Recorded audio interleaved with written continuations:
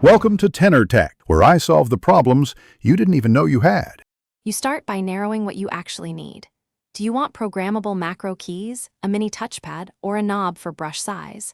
Once decided, check compatibility with your computer, Windows versus Mac OS, USB-C versus Bluetooth, because drivers matter.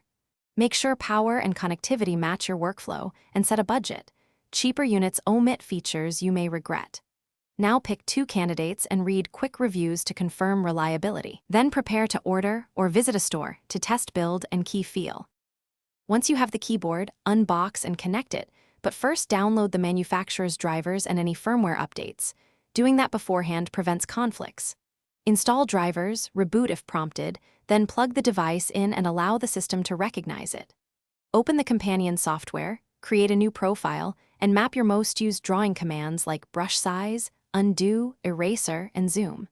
Test mappings inside your drawing app and iterate until the layout feels natural and reduces mouse travel during workflows. Finish by customizing profiles per app. Assign one for Photoshop, another for Clip Studio, so keys switch contextually. Test responsiveness and battery life. If you see lag, increase polling rate or use wired mode.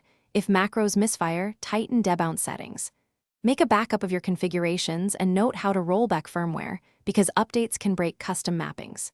If a key stops responding, reflash firmware, try a different USB port, and reassign the function temporarily to maintain workflow while you troubleshoot.